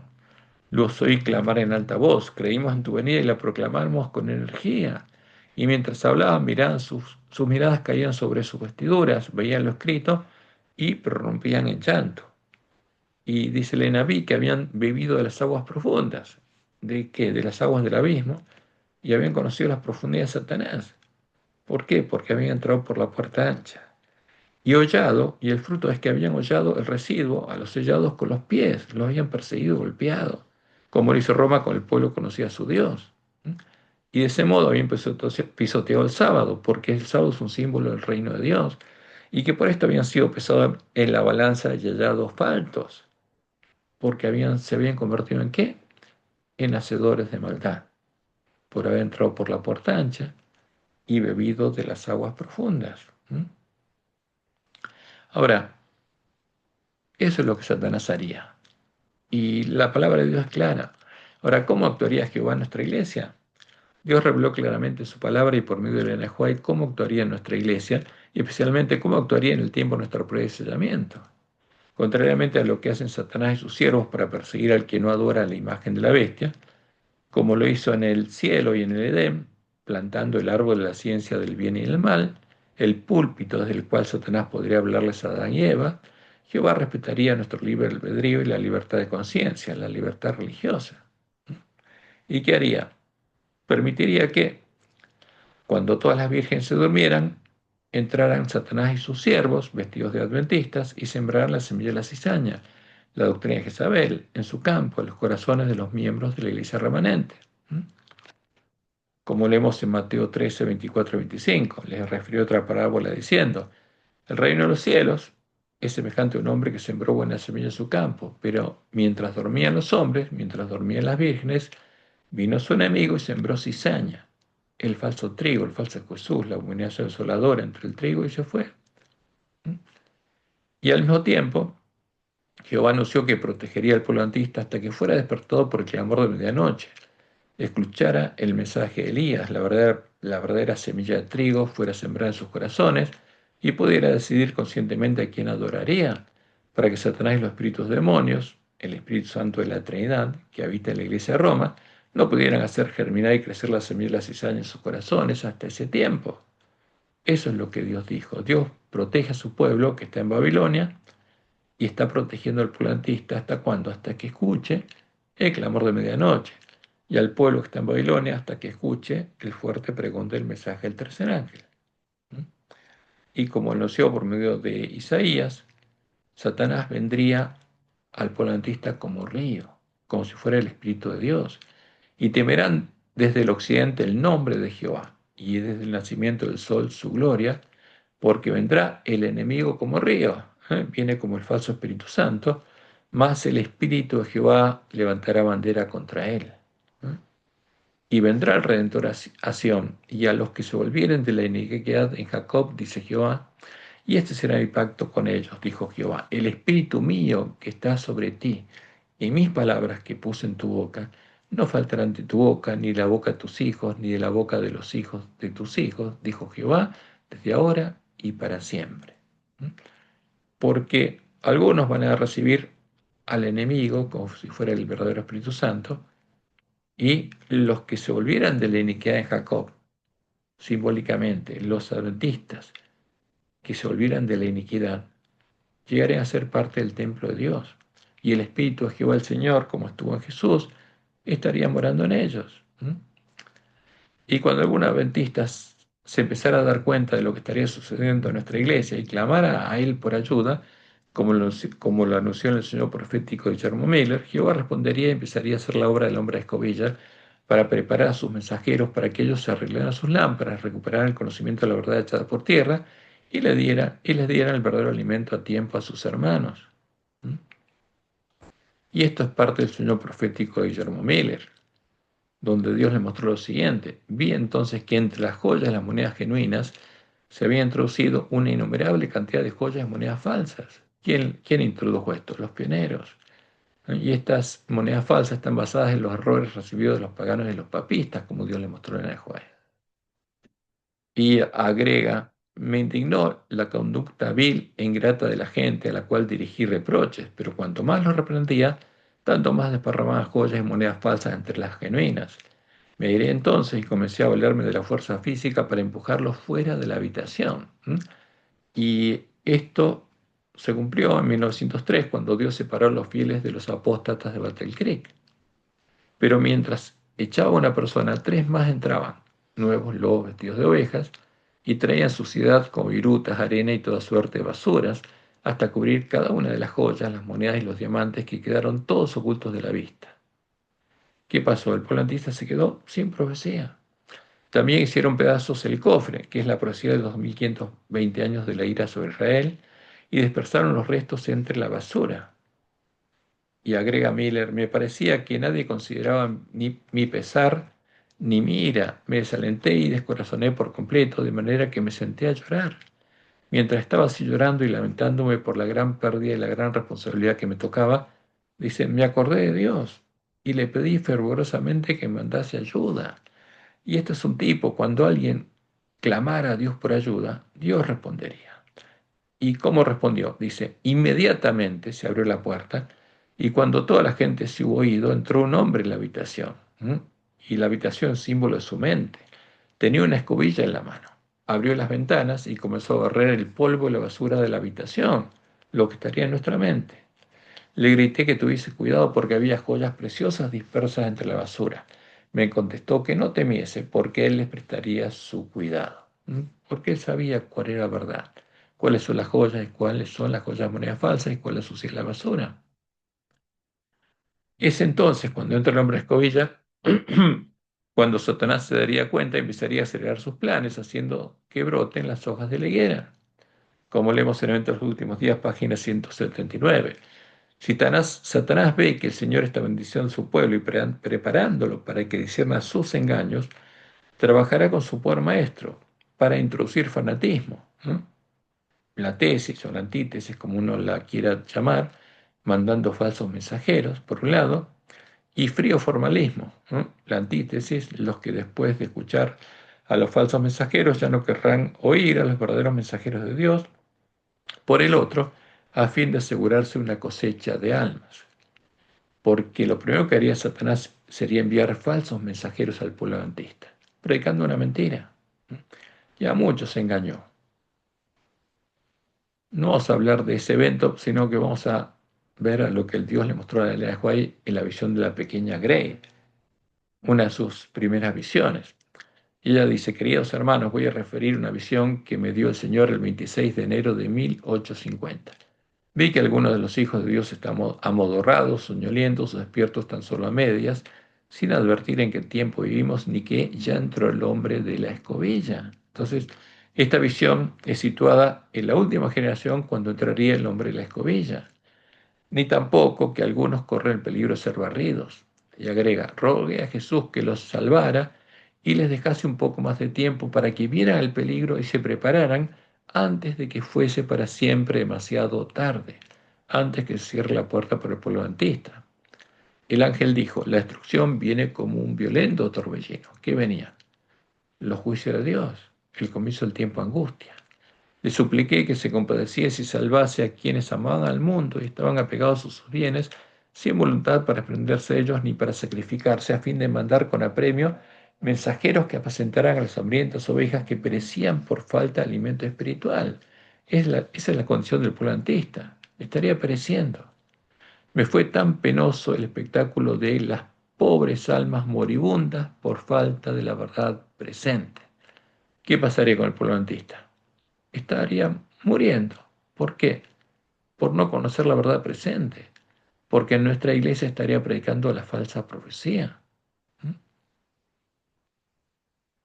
Y agrega ella después: vi que la obra que Dios estaba haciendo rápidamente en la tierra, ¿cómo? Como el hombre de la escobilla, que estaba haciendo, preparando sus mensajeros para conocer la verdad, iba pronto a ser abreviada en justicia, y que, cuando Dios termine esa obra, los mensajeros deben correr velozmente en busca de las ovejas descarriadas.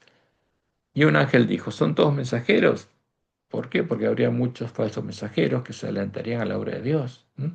Y otro contestó: no, no, los mensajeros de Dios tienen un mensaje. ¿Y en qué se basa ese mensaje? En la palabra de Dios, en claros y categóricos: así dice Jehová. Y cuando el hombre de la escobilla completara su trabajo, se empezaría a escuchar el clamor de medianoche. Y seguimos con el sueño de Guillermo Miller. Después, dice Guillermo Miller, mientras barría el polvo y la basura que trajeron los lobos, las joyas puras y las monedas falsas que introdujeron los pioneros, subieron todas y salieron por la ventana como una nube, y el viento se las llevó. Fíjense, interesante que la misma escobilla barre a ambas, a las joyas puras y las monedas falsas que introdujeron los pioneros, y a la suciedad y la basura de los lobos, porque se fundamenta en los mismos errores de los paganos y los papistas. En el bullicio cerré los ojos un momento, y cuando los abrí, toda la basura había desaparecido. Las preciosas joyas, las monedas de oro y plata y los diamantes estaban desparramados en profusión por toda la pieza. El hombre puso entonces sobre la mesa un cofre mucho mayor y más hermoso que el primero, porque antes estaban puestos amontonados en un cofre chico y ahora en un espacio temporal más grande, porque las profecías estaban amontonadas y puestas en un orden correcto en el cuadro de 1844.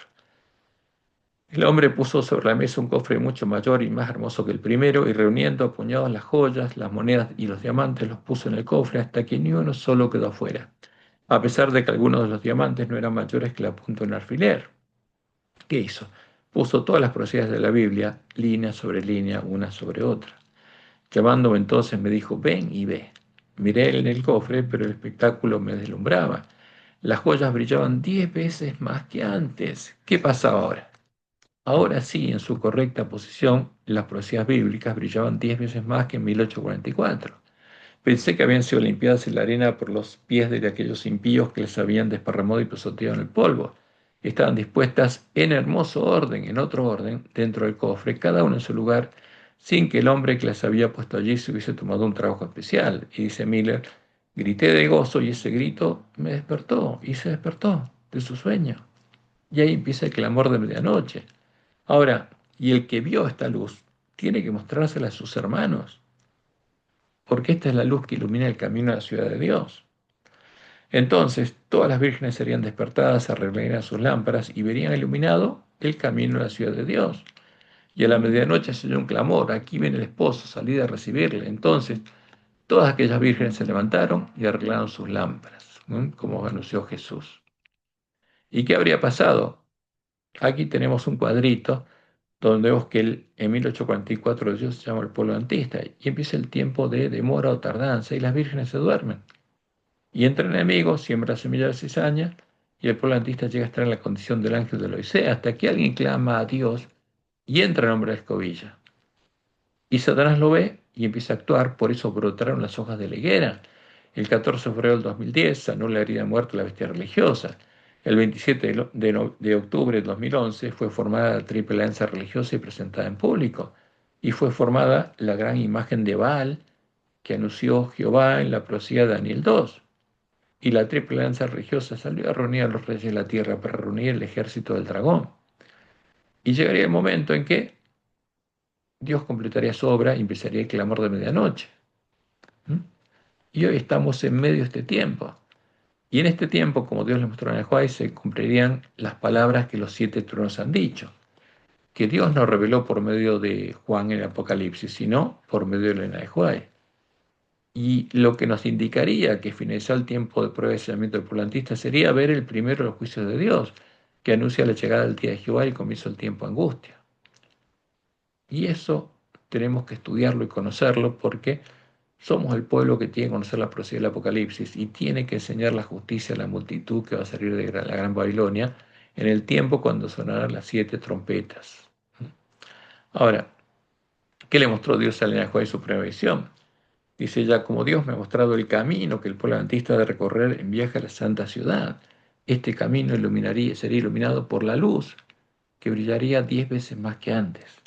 Alcé los ojos y vi un sendero recto y angosto trazado muy por encima del mundo. El pueblo adventista andaba por ese sendero en dirección a la ciudad que se veía en su último extremo. En el comienzo del sendero, detrás de los que ya avanzaban, quienes, las vírgenes sensatas que arreglaron sus lámparas, había una brillante luz que, según me dijo un ángel, era el clamor de medianoche.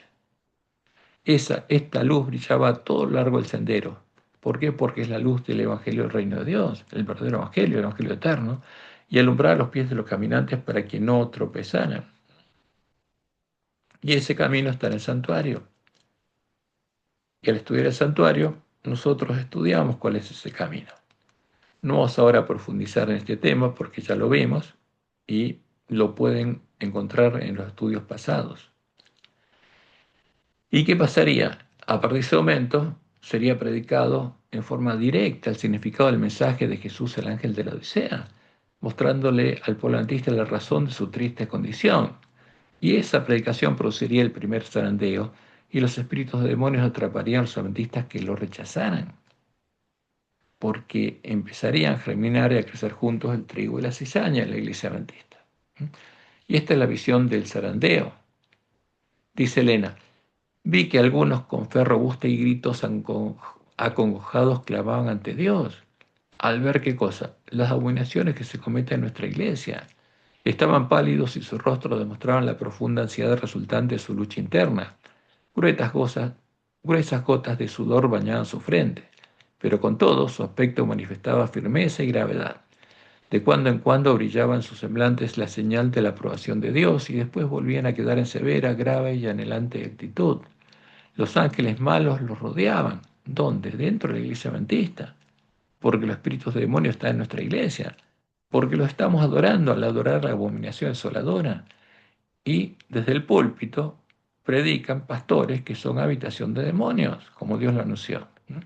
Los ángeles malos los rodeaban dentro de la iglesia adventista, oprimiéndolos con tinieblas para ocultarles la vista de Jesús y para que sus ojos se fijaran en la oscuridad que los rodeaba, a fin de inducirlos a desconfiar de Dios y a murmurar contra Él.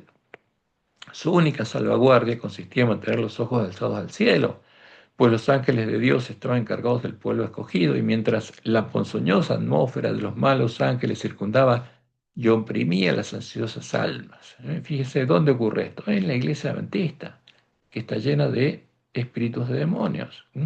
Los ángeles celestiales batían simbólicamente sin cesar las alas para disiparlas de esas tinieblas, como Dios lo anunció.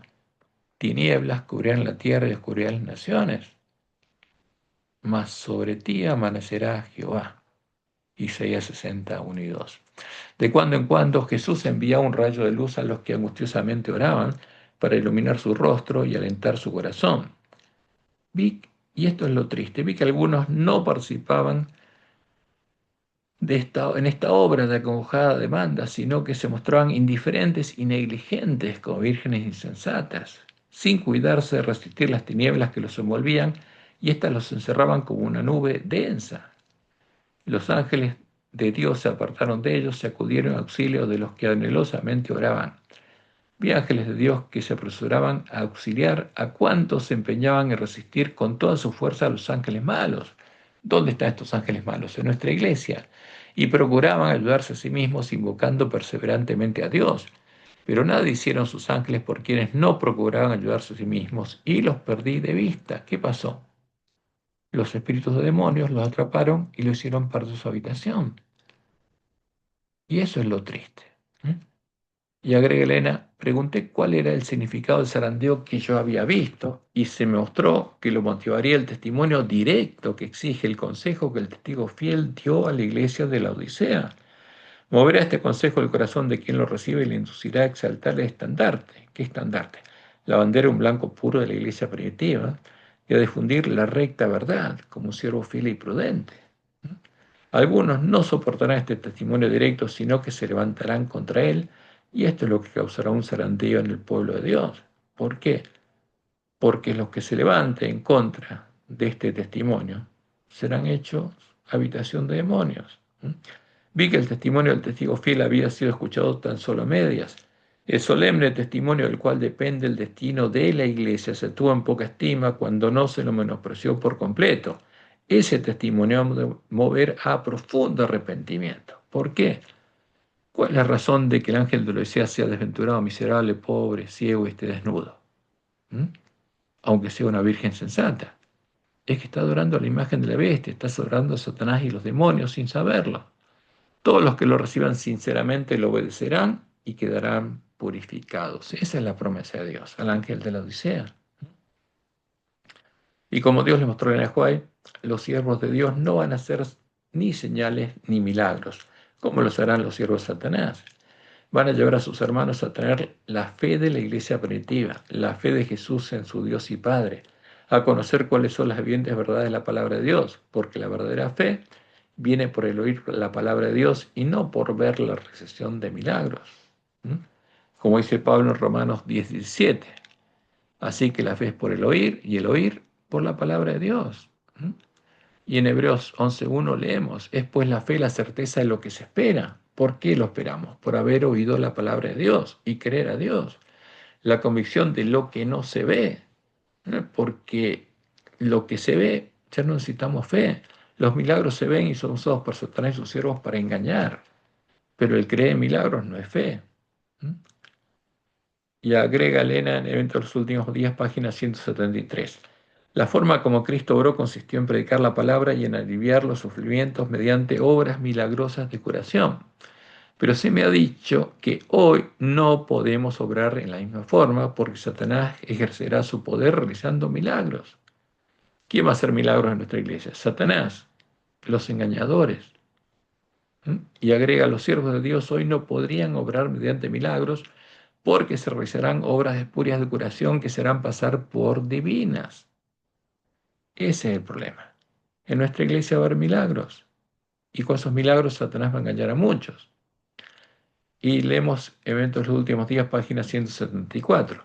La Biblia nunca será reemplazada por manifestaciones milagrosas. Por supuesto que pueden hacer Satanás y los demonios. Hay que estudiar la verdad.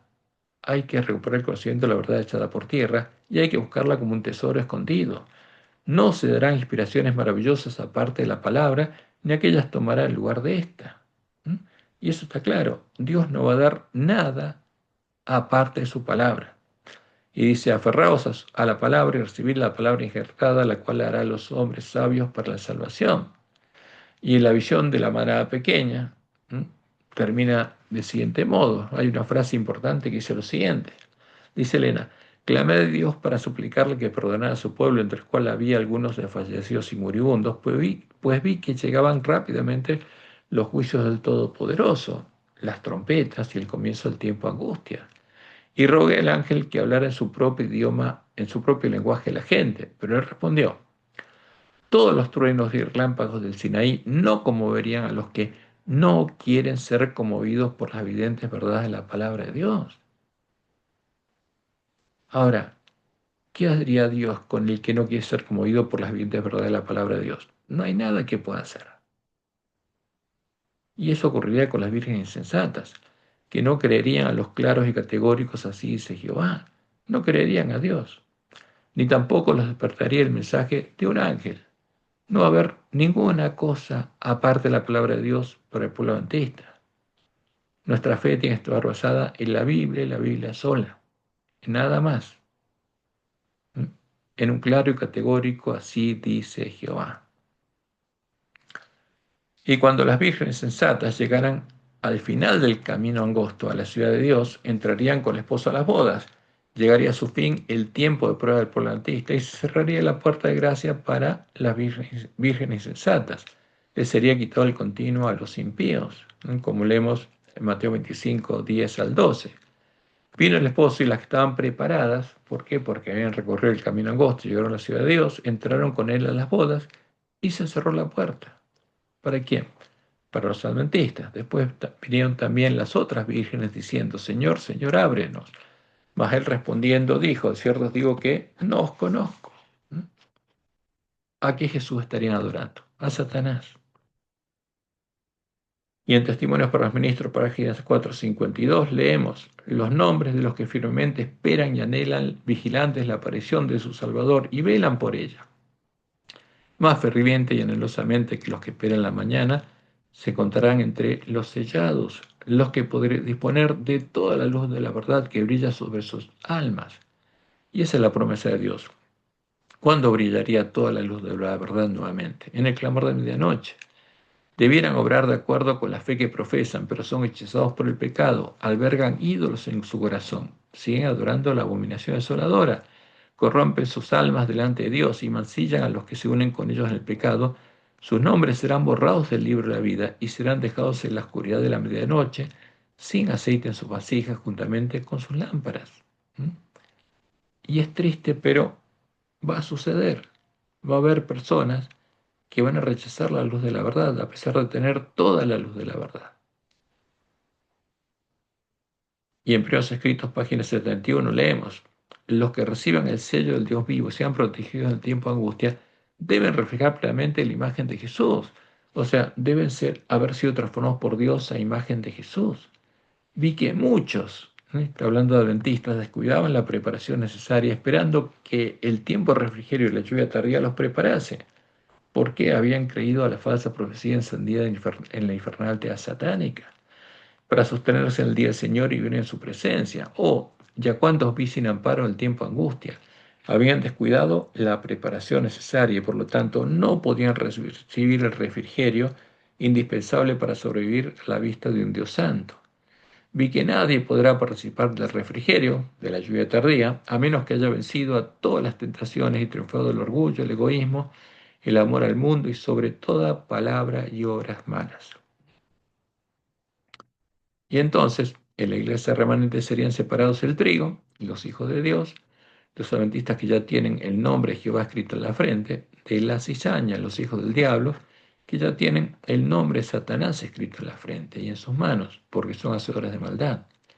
Sonará la primera trompeta, los 144.000 sellados recibirán la lluvia tardía y empezará la predicación del fuerte pregón del mensaje de los tres ángeles, como Jesús lo anunció en Mateo 13, 40 al 43. De manera que como se arranca la cizaña y se quema en el fuego, así será en el fin de este siglo, el fin del tiempo de gracia de las vírgenes, cuando se cierra la puerta a las vírgenes insensatas, y llega el fin del tiempo de la iglesia militante. Enviaré al Hijo del Hombre a sus ángeles y recogerán de su reino, de la iglesia remanente, a todos los que sirven de tropiezo y los que hacen iniquidad y los echarán en el horno de fuego. Allí será el lloro y crujir de dientes. Entonces, después de este zarandeo final, Los justos resplandecerán como el sol de justicia, como dice Malaquías 4, en el reino de su Padre. Porque comienza el tiempo de angustia, el día de Jehová, y reciben la lluvia tardía. Y agrega: el que tiene oídos para oír, oiga. Y acá tenemos un esquemita donde vemos ordenados justamente los eventos que ocurrirían en el tiempo de nuestro predestinamiento, que son parte de los 7 truenos, y lo estudiamos cuando estudiamos los 7 truenos. Lo primero que ocurre es que entra el hombre de escobilla y Satanás lo ve y empieza a actuar. Y ahí empiezan a brotar las hojas de la higuera. Por ejemplo, el 14 de febrero del 2010 unió públicamente a la Iglesia protestante y la Iglesia católica en puntos comunes de doctrina. Y a la Iglesia adventista manda falsos mensajeros diciendo: salid de Babilonia, acusando a la Iglesia adventista de ser Babilonia. Y muchos adventistas se fueron de la Iglesia, creyendo que ese mensaje era verdadero. ¿Por qué? Porque no leyeron las amonestaciones que Dios nos dio por medio de Nehuay, e inmediatamente inició el falso revelamiento. Entonces se hizo folletitos por la iglesia, libritos, todo pidiendo por la lluvia tardía. Una mentira. Porque la lluvia tardía solo van a recibir los que hayan recibido el sello de Dios. Y finalmente el hombre de escobilla termina su obra y empieza el clamor de medianoche. Y como Elías lo anunció en el tiempo en que habló con Acab y le dijo que no iba a llover, acá el mensaje es el mismo: la lluvia tardía no va a caer hasta que el pueblo esté sellado en su frente y conozca al Dios verdadero. Y empieza la predicación del mensaje del primer ángel. Y viene el primer zarandeo, porque ese mensaje le muestra al ángel de la Odisea la razón de su estado, su triste estado. ¿Y qué va a hacer Satanás? Va a perseguir a los fieles, organizó a nuestra iglesia para perseguir. Y con esa persecución viene la predicación del mensaje del segundo ángel. Porque eso nos muestra que la Gran Babilonia ha caído. Cuando la iglesia adventista persigue es porque los lobos organizaron nuestra iglesia para perseguir.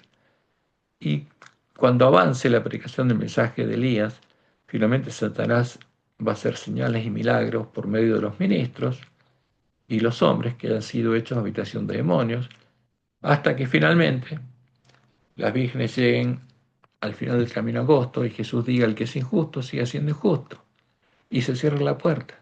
Y después va a confesar Jesús en las bodas el nombre de los 144.000 vencedores del pueblo adventista, para que queden sin mancha delante del trono de Dios y sean puestos en la mesa de los panes de la proposición. Y cuando eso haya finalizado, sonará la primera trompeta, como Dios le mostró en el juez, se levanta Miguel, comienza el tiempo de angustia y empieza la batalla de Armagedón. Y es tiempo de misericordia, porque el pueblo está en Babilonia y los sellados reciben la lluvia tardía y salen a predicar el fuerte pregón del mensaje del tercer ángel. Esto es lo que Dios reveló que va a ocurrir en la iglesia adventista. Y fíjense qué triste es lo siguiente: conflicto de los siglos 4:41. Cuando los que no creen a la verdad, no creen a la luz del clamor de medianoche, sino que se complacen en la injusticia, sean dejados, dice Elena.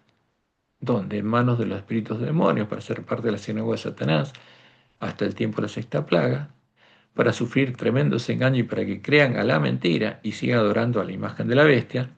Entonces la luz de la verdad brillará sobre todos aquellos cuyos corazones estén abiertos para recibirla, y todos los hijos del Señor que quedaren en Babilonia oirán el llamamiento: salid de ella, pueblo mío.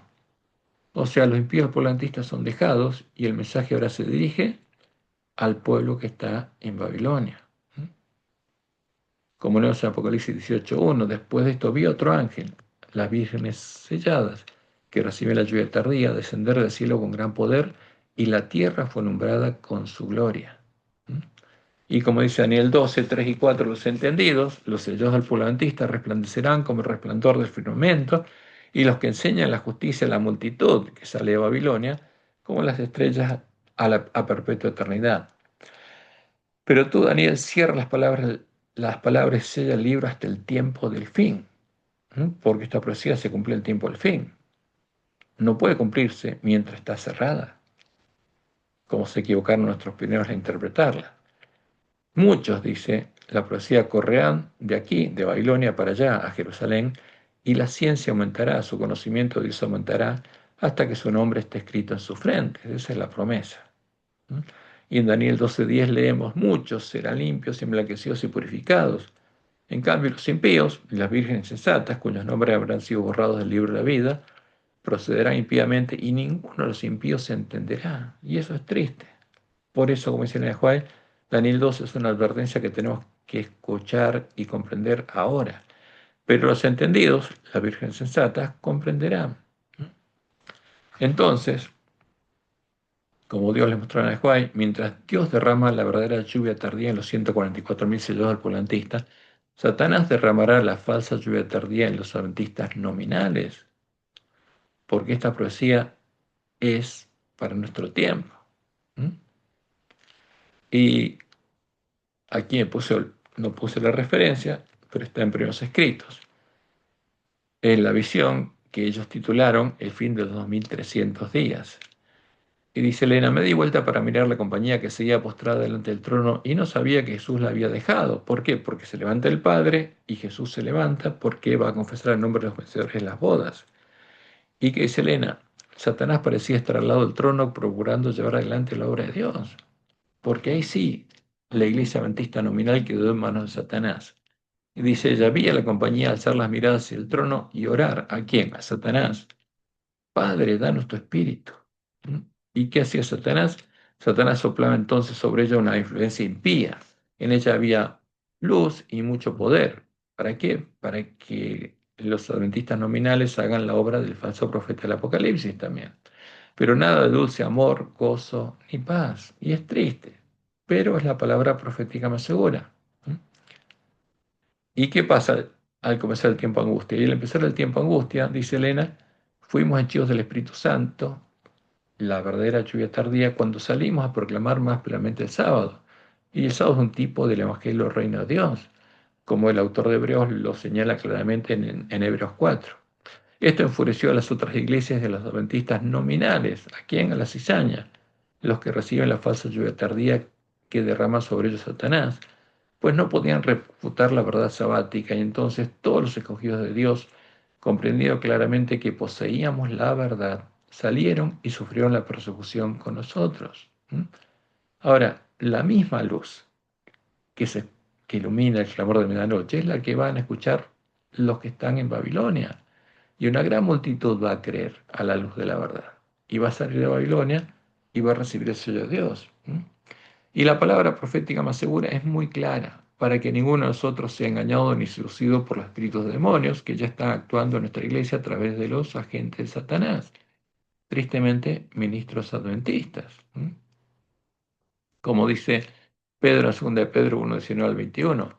Tenemos también la palabra profética más segura, la cual hacéis bien estar atentos como una antorcha que alumbra el lugar oscuro, hasta que el día esclarezca y el lucero de la mañana salga en vuestros corazones, entendiendo primero esto, que ninguna profecía de la Escritura es de interpretación privada.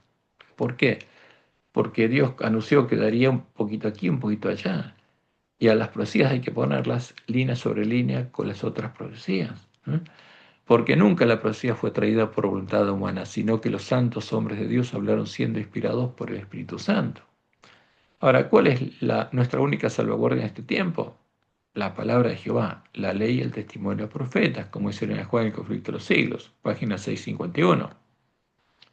Cuando habla de nuestra única salvaguardia, a la ley y al testimonio, si no hablaren conforme a esta palabra, son aquellos para quienes no ha amanecido, Isaías 8:20. Al pueblo de Dios se le indica que busque en las Sagradas Escrituras su salvaguardia contra las influencias de los falsos maestros y el poder seductor de los espíritus tenebrosos. Satanás emplea cuantos medios puede para impedir que los hombres conozcan la Biblia, cuyo claro lenguaje revela sus engaños. En ocasión de cada avivamiento de la obra de Dios, el príncipe del mal actúa con mayor energía.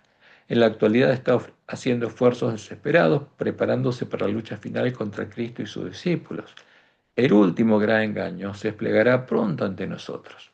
El anticristo va a efectuar ante nuestra vista obras maravillosas. El contracimiento se asemejará tanto a la realidad que será imposible distinguirlo sin el auxilio de las Santas Escrituras. Ellas son las que deben atestiguar en favor o en contra de toda declaración, de todo milagro. Y esa es nuestra salvaguardia, la ley y el testimonio de los profetas. Esa es la verdad presente para el pueblo adventista y, por supuesto, nunca la vamos a escuchar desde nuestros púlpitos, porque desde nuestros púlpitos se predica el falso evangelio y la falsa profecía encendida por la infernal tea satánica. Eso es lo que Dios reveló que sucedería en nuestra iglesia y es la palabra profética más segura. Es la antorcha que alumbra el lugar oscuro hasta que la gloria de Jehová sea vista sobre sus hijos. Que Jehová te bendiga y te guarde y te guíe a toda verdad y que tengas un bendecido fin de sábado y una bendecida semana.